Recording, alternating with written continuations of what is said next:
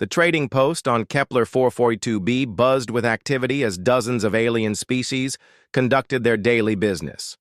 Crystalline Vorthak merchants haggled with insectoid Zephyrians over rare mineral rights, while towering Goliath warriors shared drinks with serpentine Naga diplomats. The air hummed with translator devices converting hundreds of languages into coherent meaning. In the corner booth of the cantina, Marcus Chen sat alone, nursing a glass of synthetic whiskey that tasted nothing like Earth's version. His worn leather jacket and faded jeans made him stand out among the exotic alien attire surrounding him. Most species gave him curious glances before dismissing him entirely. Humans were known throughout the galaxy as weak, short-lived creatures with no significant technological contributions or military might. Marcus had been tracking the Crimson Syndicate for 3 standard months across 17 different star systems. The criminal organization specialized in slavery, weapons trafficking, and worse. They had made one critical mistake 6 months ago when they raided the human colony on New Terra Prime. Among the 200 civilians they captured was Sarah Chen, Marcus's younger sister. The official Galactic Council response had been predictably useless. Humans were considered a minor species, barely worthy of attention. Their complaints about the raid were filed away in bureaucratic archives, likely never to be seen again. The Council's peacekeeping forces were too busy dealing with conflicts between major powers like the hegemony wars between the Vorthak Empire and the Zephyrian Commonwealth. Marcus had resigned from his position as a terraforming engineer that very day. He liquidated his savings, bought a used ship, and began his hunt.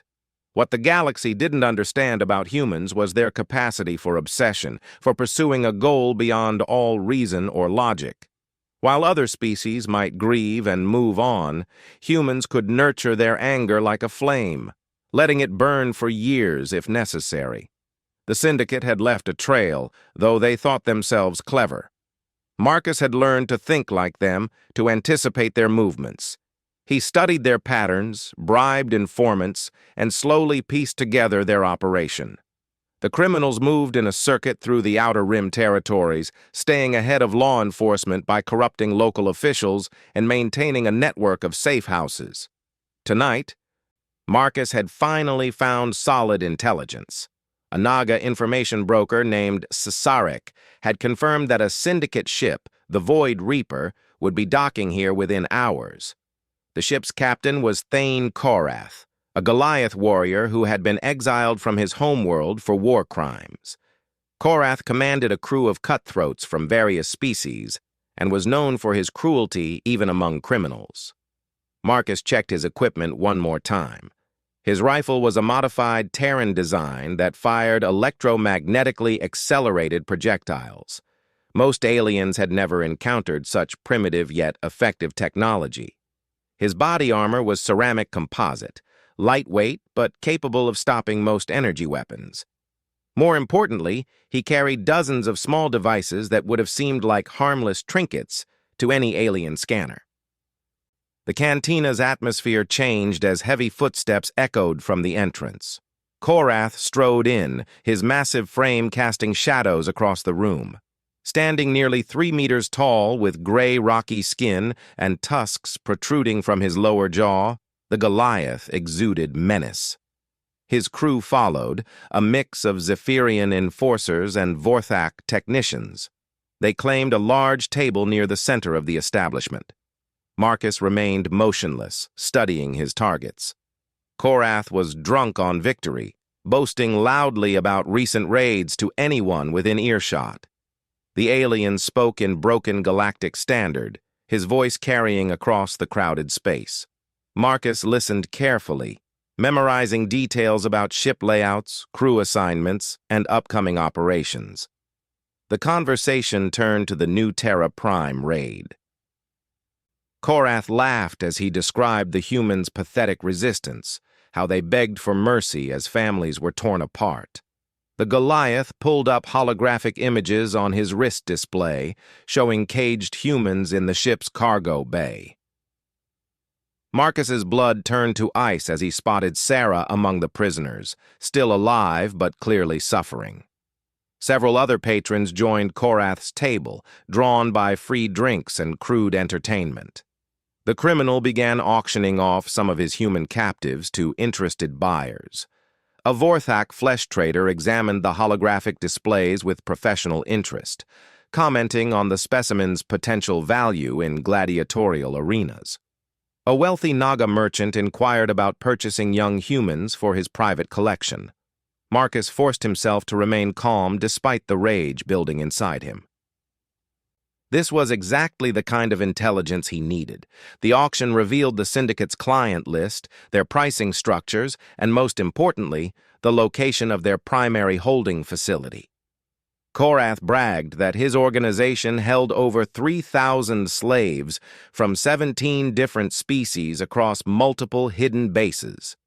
The Goliath's crew began sharing their own stories of violence and conquest. They spoke casually about murdered families, destroyed settlements, and lives ruined for profit. To them, the suffering they caused was merely business overhead. They showed holographic recordings of raids like others might share vacation photos. As the evening progressed, Marcus noted everything: guard rotations, security protocols, weapon types, and personal habits of each crew member. The aliens' arrogance worked in his favor as they revealed operational details they would never share with anyone they considered a threat. Their assumption that no human could possibly pose a danger made them careless with sensitive information. Near midnight, Korath's party finally began to wind down. The captain announced they would depart at dawn for their next operation, a slave raid on a mining colony in the Epsilon sector. Several aliens congratulated him on another successful venture as the group prepared to return to their ship. Marcus waited 10 more minutes before leaving his booth. He paid his tab with local currency and walked casually toward the exit. No one gave the lone human a second glance as he stepped into the cool night air of the trading post's artificial atmosphere. The spaceport lay just beyond the main settlement, where hundreds of ships sat in organized rows under the light of the system's twin moons. The Void Reaper was easy to identify from Korath's descriptions. The massive cargo vessel sat in the restricted section, heavily armed and surrounded by automated defense turrets. Marcus observed the ship from a distance, counting guards and mapping their patrol routes. The syndicate was professional in their security measures, but they were guarding against conventional threats from rival criminals or law enforcement. They weren't prepared for someone who had spent months studying their methods, someone who had access to human technology they didn't understand, and someone who had absolutely nothing left to lose. Marcus smiled grimly as he began implementing the plan he had been developing for weeks. The hunt was about to begin in earnest. Marcus moved through the shadows between cargo containers, his modified boots making no sound on the metal deck plates. The trading post's security was designed to prevent large-scale theft or violence, not to stop someone with his specific skill set. He had spent the last 2 hours studying guard patterns and identifying blind spots in the surveillance network. The first phase of his plan involved the small devices he had been carrying. They appeared to be simple communication badges, the kind worn by thousands of traders and travelers throughout the galaxy. In reality, each device contained a sophisticated virus designed specifically to target alien computer systems. Marcus had spent months reverse engineering captured syndicate technology to create these digital weapons. He approached the first automated defense turret guarding the Void Reaper's perimeter. The weapon's targeting system constantly scanned for threats, but its sensors were calibrated to detect known weapons and hostile movements. Marcus's thermal signature had been masked using a technique learned from human military stealth technology. His approach registered as background heat variance, nothing worth the system's attention. The maintenance port on the turret's base was protected by a simple electronic lock, the kind used throughout galactic civilization for routine service access. Marcus attached one of his devices to the port and waited. Within seconds, the virus had infiltrated the turret's control system and begun rewriting core programming. The weapon's threat assessment protocols were subtly altered to exclude humans from its target acquisition parameters. Moving from turret to turret, Marcus systematically compromised the ship's outer defenses. Each virus was slightly different, designed to spread through connected networks while avoiding detection by standard security sweeps. The Syndicate's confidence in their technological superiority worked against them as their systems welcomed the seemingly routine maintenance signals. The real guards presented a different challenge. 4 Zephyrian sentries patrolled the ship's exterior, while 2 Vorthak technicians monitored security feeds from the bridge. Marcus studied their movements from his hiding spot behind a fuel processor unit. The insects' compound eyes gave them excellent peripheral vision, but they relied heavily on motion detection rather than careful observation. Marcus pulled out a small cylinder that looked like a standard emergency beacon. Inside was a concentrated dose of pheromones he had synthesized after months of studying Zephyrian biology. The compound would trigger confusion and disorientation in the insectoid species without causing permanent harm. He activated the device and rolled it toward the patrol route. The effect was almost immediate. The Zephyrian guards began clicking and chittering in distress as their normally sharp senses became overwhelmed. Their compound eyes struggled to process conflicting information, while their antennae detected chemical signals that suggested both danger and safety simultaneously. Within minutes, all 4 guards had retreated to their ship to report a possible biological contamination in the area. With the exterior cleared, Marcus approached the Void Reaper's main cargo bay. The ship was a modified Hegemony-class freighter, originally designed for legitimate commerce but extensively retrofitted for criminal purposes. Heavy armor plating covered vulnerable sections, while additional weapon mounts gave it the firepower of a military corvette. The cargo holds had been converted into prison cells capable of holding hundreds of captives. The access hatch was protected by both electronic locks and physical barriers. Marcus attached another virus device to the door's control panel while simultaneously deploying a small cutting torch to work on the manual override system. The combination of digital infiltration and old-fashioned mechanical bypass defeated security measures that had been designed to stop either high-tech intrusion or brute force, but not both simultaneously. The cargo bay was dimly lit and filled with the sound of life support systems cycling air through the makeshift prison cells. Rows of energy barriers contained dozens of beings from various species, all looking defeated and hopeless. Marcus moved carefully between the cells, searching for any sign of Sarah while avoiding the automated monitoring systems his viruses hadn't yet reached. He found her in the 3rd row, sitting alone in a cell barely large enough for her small frame.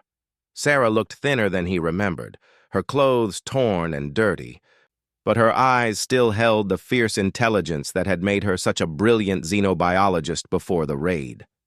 When she saw him, her expression shifted from disbelief to desperate hope. Marcus quickly disabled the energy barrier using techniques he had learned from studying Syndicate equipment. Sarah rushed into his arms, tears streaming down her face as she whispered his name. For a moment, the months of hunting and planning faded away as he held his sister safe in his arms. But they weren't safe yet, not by a long margin. "How many others from New Terra?" Marcus whispered in her ear. 43 still alive," Sarah replied quietly. "They've been selling us off gradually. Marcus, there are thousands more from other raids. We have to help them." The ethical dilemma struck Marcus immediately. His plan had been focused on rescuing Sarah and escaping, but now he faced the reality of abandoning hundreds of innocent captives to their fate. The logical choice was to take his sister and run, but something deeper in his human nature rebelled against leaving others behind. Before he could decide, alarms began blaring throughout the ship. Red emergency lights bathed the cargo bay as automated voices announced a security breach in multiple languages. Marcus's viruses had been discovered faster than anticipated, probably due to more sophisticated countermeasures than he had accounted for. Heavy footsteps echoed from the main corridor as Korath's crew responded to the emergency. Marcus quickly released the energy barriers on all the cells containing humans from New Terra Prime, whispering urgent instructions to stay quiet and follow his lead. The other species' cells remained locked, a compromise that tore at his conscience but reflected the brutal reality of their situation. The cargo bay's main entrance exploded inward as 3 Goliath warriors charged through, their massive forms filling the doorway. They wore full combat armor and carried weapons designed to stop much larger threats than a single human. Their thermal vision immediately located Marcus and the freed prisoners, huddled near the back of the bay. Marcus pushed Sarah behind a support pillar and raised his rifle. The electromagnetic projectiles struck the lead Goliath center mass, punching through armor that could deflect most energy weapons. The alien stumbled backward in shock. Not from the damage, but from surprise at encountering such primitive yet effective technology. His companions hesitated for a crucial second, trying to understand what had just happened. That hesitation cost them dearly. Marcus had positioned himself to take advantage of the cargo bay's layout, using support beams and cargo containers as cover while maintaining clear lines of fire. His rifle's silent operation confused the Goliaths, who were accustomed to the distinctive sounds of energy weapons. They couldn't locate his position by audio cues alone. The second Goliath fell as Marcus's projectiles found weak points in his armor's joint assembly. The massive alien crashed to the deck, his weapon clattering across the metal floor. The third warrior finally located Marcus's position and returned fire. But his energy blasts struck empty air as the human rolled behind another barrier. Marcus had studied Goliath combat tactics extensively during his hunt.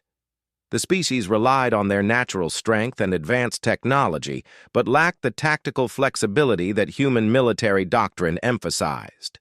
They fought like individuals rather than coordinated units, each warrior seeking personal glory rather than collective victory. The surviving Goliath charged Marcus's position, confident that his superior size and strength would prevail in close combat. He had never faced a human who understood exactly how Goliath anatomy worked, who knew precisely where to strike to cause maximum damage.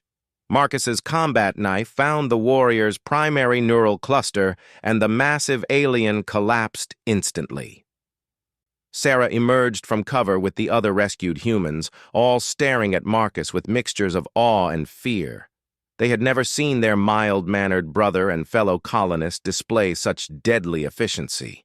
The man who had spent years designing irrigation systems and atmospheric processors had somehow become someone capable of defeating elite alien warriors in single combat. "We need to move now," Marcus said quietly, ejecting his rifle's spent ammunition cylinder and loading a fresh one. "They'll send more guards, and my viruses won't hold the ship's systems much longer." As if summoned by his words, more alarms began sounding throughout the Void Reaper. Emergency bulkheads started sealing automatically as the ship's computer system attempted to contain what it perceived as a boarding action. Marcus's carefully planted viruses were fighting a digital battle against increasingly sophisticated countermeasures. The hunt had escalated into open warfare, and Marcus knew the hardest part was still ahead. Marcus led the group of freed humans through the ship's service corridors, following a route he had memorized from stolen technical manuals during his months of preparation. The Void Reaper's original design included maintenance passages that allowed crew to move between sections during emergencies, but the Syndicate's modifications had left many of these routes forgotten and unmonitored. Behind them, the sound of pursuing footsteps grew louder as more Syndicate forces mobilized. Korath's voice echoed through the ship's communication system, bellowing orders in his native Goliath tongue, while automated translation systems converted his rage into dozens of languages. The captain was calling for lockdown protocols and threatening severe punishment for whoever had dared attack his operation. Sarah stayed close to Marcus's side as they navigated the narrow passages. The other rescued colonists followed in single file, their faces showing determination mixed with terror. Most were civilians who had never experienced violence beyond the occasional disagreement in their peaceful farming community.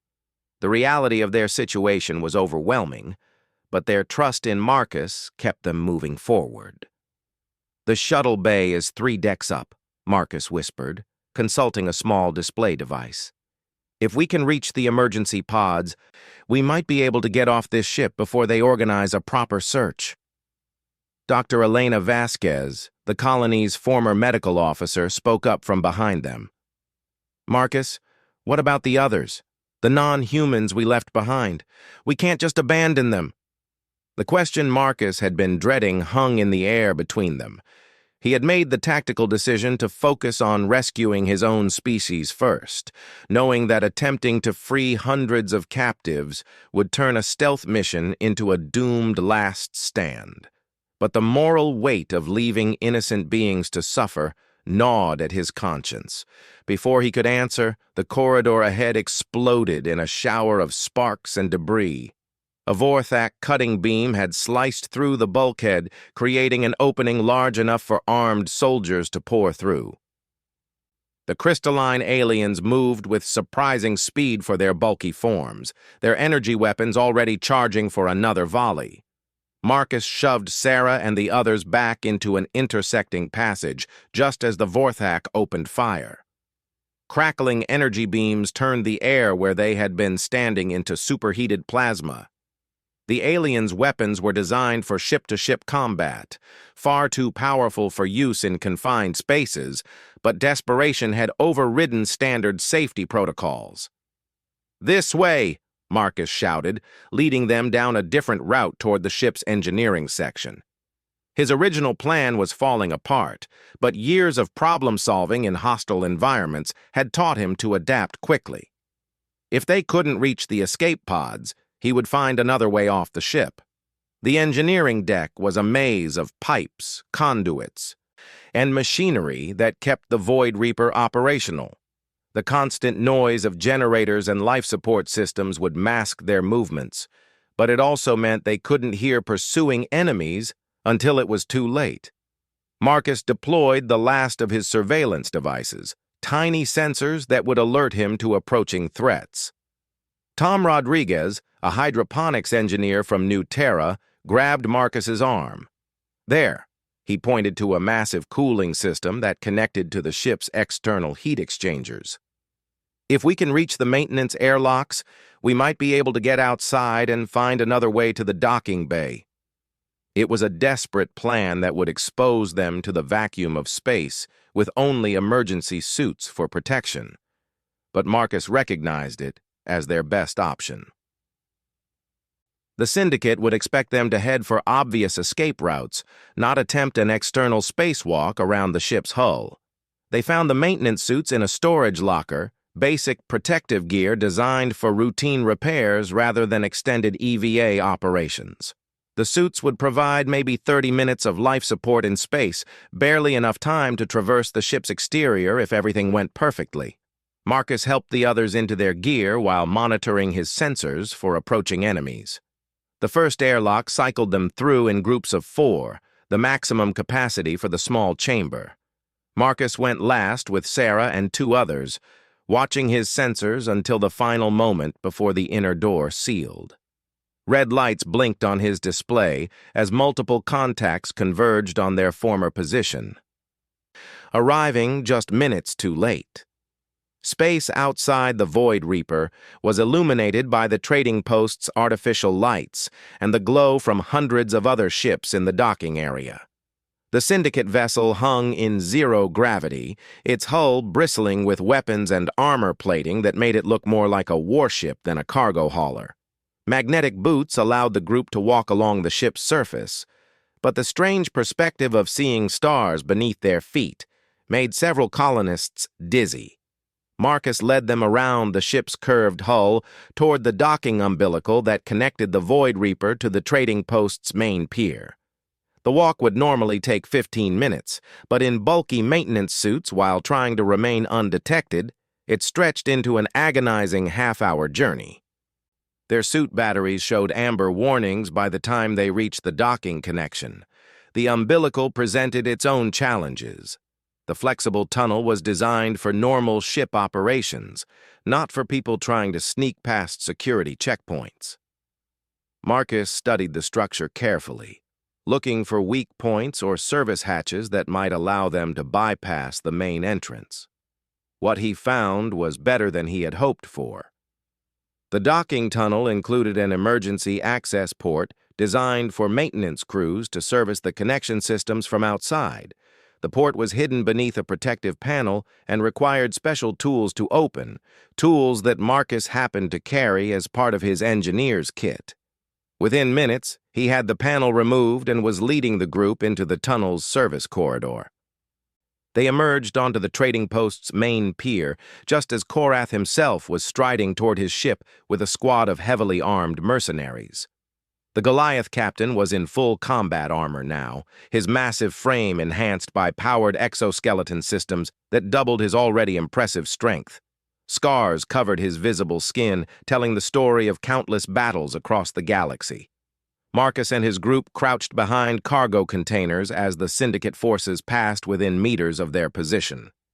The aliens were focused on reaching their ship and organizing a proper hunt for the escaped prisoners. None of them bothered to check the shadows around the docking bay, assuming that any escaped humans would have headed directly for the nearest exit. "We need to get off this station," Marcus whispered to Sarah. "Once they realize we're not on their ship anymore, they'll start searching everywhere." Sarah nodded toward a section of the docking bay where smaller personal craft were berthed. "What about those? Some of them might not be properly secured." Marcus studied the civilian ships, looking for something fast enough to escape, but inconspicuous enough to avoid immediate attention. His eyes settled on a sleek courier vessel that bore the markings of an independent trader.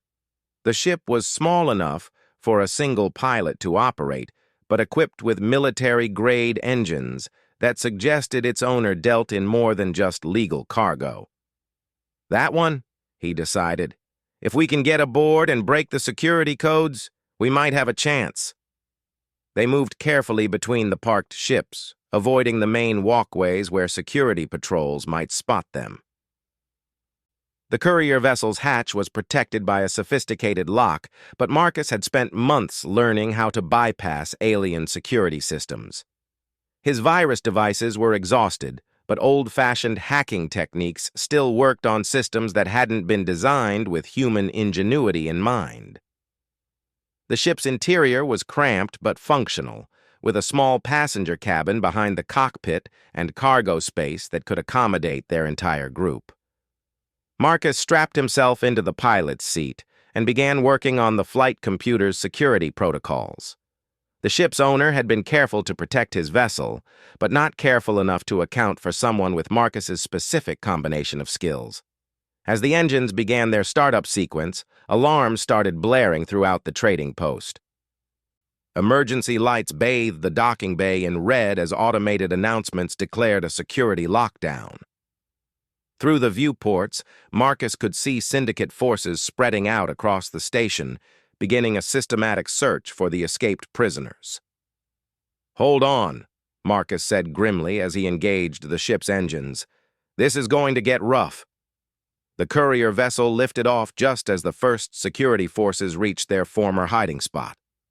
Energy blasts lit up the night as the station's defenses activated, but Marcus was already accelerating toward open space.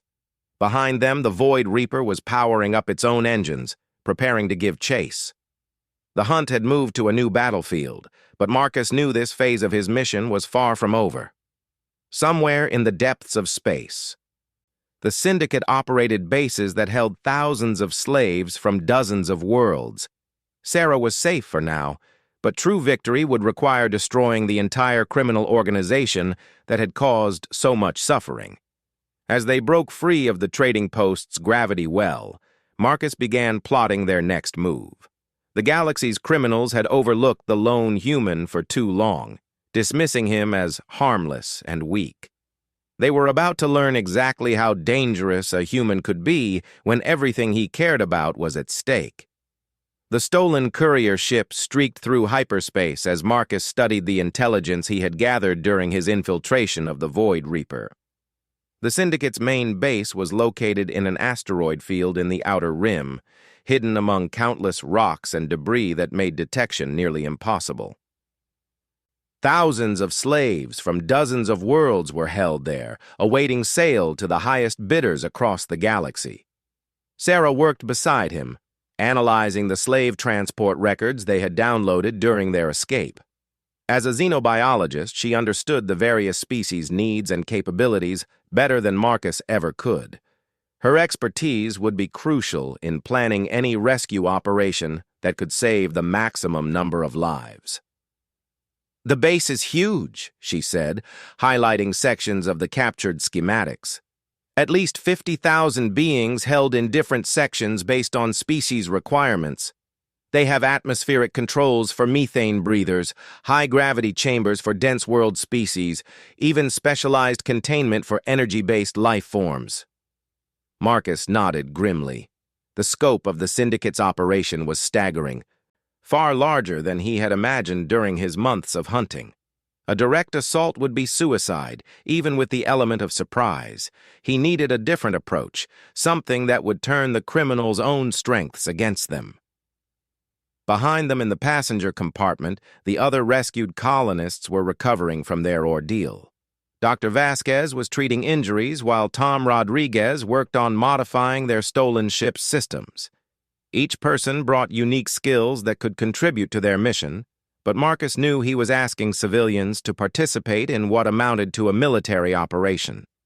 The ship's communication system crackled to life as they received a transmission from an unexpected source.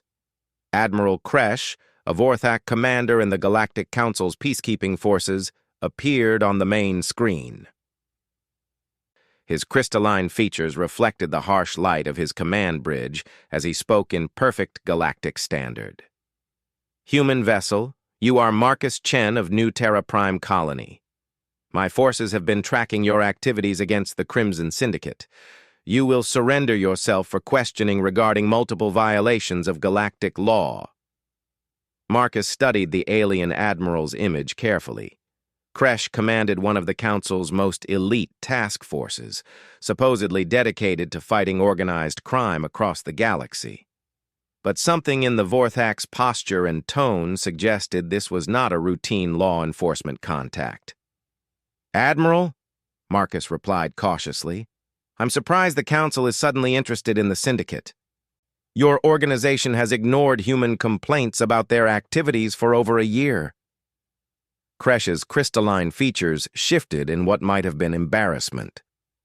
"The situation has evolved beyond single-species concerns. The Syndicate's recent activities threaten galactic stability.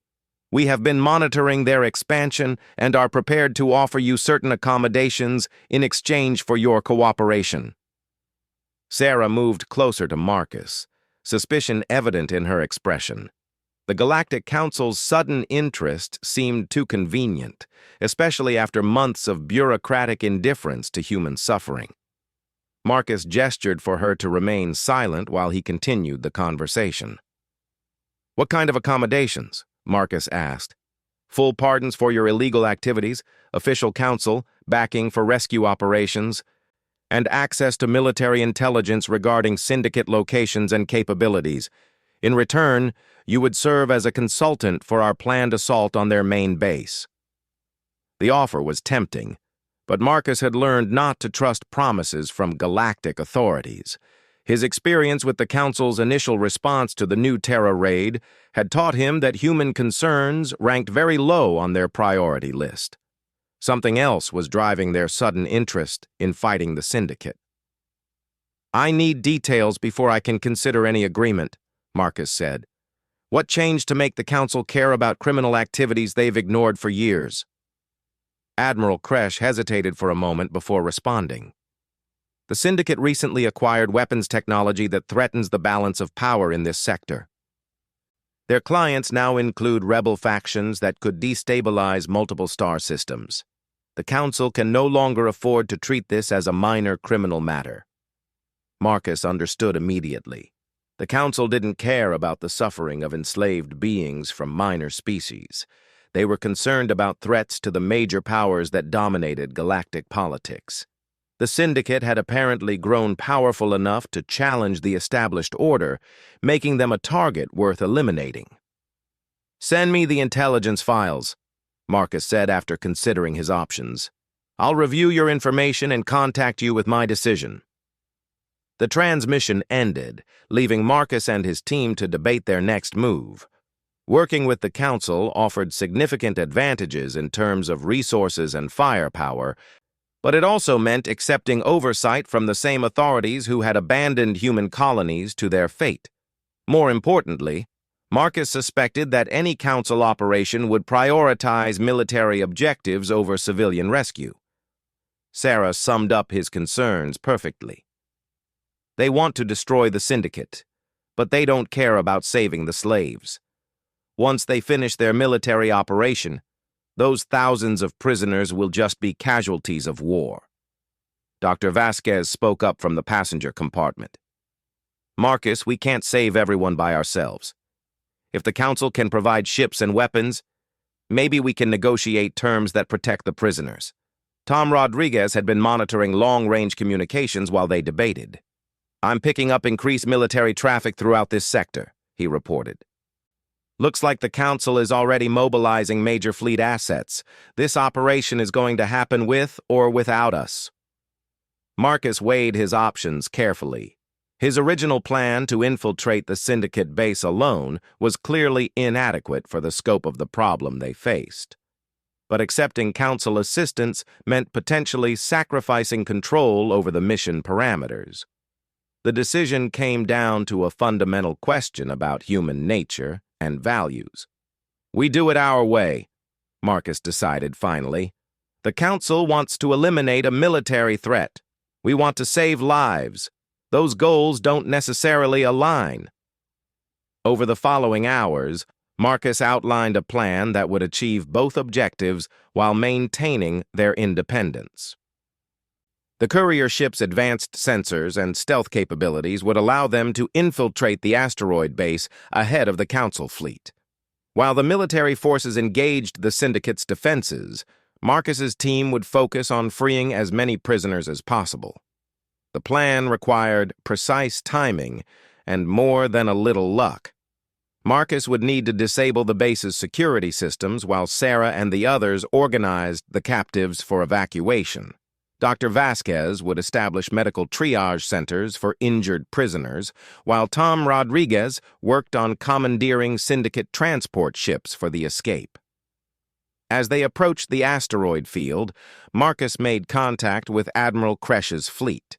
The Council forces were impressive: 3 heavy cruisers and a dozen escort vessels that represented the firepower of multiple species working in cooperation. The sight gave Marcus hope that the galaxy's major powers could unite when faced with a common threat. "Admiral, we're beginning our infiltration run," Marcus reported. "Give us 6 hours to get into position before you begin your assault." "Understood," Kresch replied. "Be aware that we will not be able to distinguish between Syndicate forces and infiltrators once combat begins. Ensure your people are clear of our target zones." The asteroid base emerged from the field like a cancerous growth among the rocky debris. What had once been a natural formation had been hollowed out and expanded into a massive facility capable of housing industrial operations alongside the slave pens. Dozens of ships moved in and out of hidden docking bays, while automated defenses tracked potential threats throughout the surrounding space. Marcus guided their ship through the debris field, using a route he had calculated based on the captured navigation data. The base's sensors were focused on detecting large threats rather than single small craft, especially ones broadcasting legitimate trader identification codes that Tom had extracted from their ship's original programming. They docked at a maintenance bay normally used for routine supply deliveries. The facility was so large that individual ships attracted little attention unless they posed an obvious threat. Marcus and his team disembarked wearing maintenance worker disguises that would allow them to move freely through the base's service areas. The scale of the Syndicate's operation became clear as they made their way through endless corridors lined with cells. Thousands of beings from across the galaxy were housed in conditions that ranged from barely adequate to deliberately cruel. The air was filled with sounds of suffering in dozens of languages as families torn apart by raids called out for lost loved ones. Marcus felt his resolve strengthen as they witnessed the scope of the Syndicate's crimes. This was bigger than revenge for his sister's capture or even justice for New Terra Prime. This was about proving that some humans would never accept the casual cruelty that seemed to characterize galactic civilization. Working systematically through the base's sections, Marcus planted his remaining virus devices while his team began quietly organizing the prisoners. Sarah's xenobiology expertise proved invaluable in communicating with species whose languages weren't covered by standard translators. Dr. Vasquez identified prisoners who required immediate medical attention, while Tom Rodriguez mapped escape routes and commandeered transport vehicles. The sound of distant explosions announced the beginning of the Council's assault. Energy beams lit up space outside the asteroid as Admiral Kresch's fleet engaged the Syndicate's defensive platforms. The base shuddered under the impact of heavy weapons fire as the two forces traded devastating volleys. Emergency klaxons began blaring throughout the facility as Syndicate forces scrambled to respond to the attack. In the chaos, Marcus's team moved faster to implement their rescue plan. The base's internal defenses were overwhelmed by the external threat, creating opportunities that might not come again. Marcus reached the central control room just as the facility's commander, a Naga crime lord named Vis Tuck, was ordering his forces to execute all prisoners rather than allow them to be rescued. The alien's cold reptilian logic saw no profit in preserving lives that could potentially testify against the organization. The confrontation was brief but decisive. Marcus had studied Naga anatomy during his preparation, understanding exactly where to strike to incapacitate rather than kill. Vistak collapsed before he could complete his execution order, leaving Marcus in control of the base's command systems. With access to the central computers, Marcus began systematically releasing locks throughout the prison sections, while broadcasting instructions in multiple languages. The virus programs he had planted earlier activated simultaneously, disabling security systems and opening previously sealed areas. Thousands of cell doors unlocked as automated barriers powered down across the facility. The evacuation proceeded faster than anyone had dared hope. Freed prisoners followed the escape routes Marcus's team had mapped out, streaming toward the docking bays where captured Syndicate transports waited. Species that had been enemies in other contexts worked together in the face of their common desire for freedom. Sarah coordinated the loading of refugee ships, while Dr. Vasquez provided emergency medical care to those too injured to travel unassisted. Tom Rodriguez piloted the first transport clear of the asteroid base, broadcasting safe passage codes to Admiral Kresch's fleet to avoid being targeted by Council forces. As the last transport departed, Marcus remained behind to ensure the base's destruction would be complete. The facility had been a monument to galactic indifference toward suffering, a reminder that advanced civilization didn't necessarily mean moral progress. Its destruction would send a message that some humans would never accept such cruelty as inevitable. The asteroid base collapsed in on itself as Marcus's final charges detonated, ensuring that it could never again serve as a center for the slave trade. The explosion was visible from across the system, a brilliant flash that marked the end of the Crimson Syndicate's most important operation. Marcus's stolen courier ship was the last to clear the asteroid field. Behind him, Admiral Kresch's fleet was finishing off the remaining Syndicate vessels while rescue ships collected the freed prisoners. The operation had succeeded beyond all expectations, proving that human determination combined with galactic resources could achieve what had seemed impossible. In the weeks that followed, the rescued beings were returned to their homeworlds, while the Syndicate's scattered remnants were hunted down by Council forces. The organization that had terrorized the Outer Rim for years was finally broken, its leadership dead or captured. More importantly, the galaxy had seen what could be accomplished when its various species worked together for a common cause. Marcus and Sarah returned to New Terra Prime to help rebuild their colony. The other rescued colonists brought with them new perspectives and technologies learned during their captivity, contributing to a community that emerged stronger than before. The tragedy that had started Marcus on his hunt had ultimately led to a victory that benefited thousands of innocent beings across the galaxy. But perhaps the most significant change was in how other species viewed humanity. The lone human who had seemed so weak and insignificant had demonstrated capabilities that forced the galaxy to reconsider its assumptions. Humans might be physically smaller and shorter-lived than many species, but their capacity for determination and moral courage had proven to be remarkable forces when properly directed.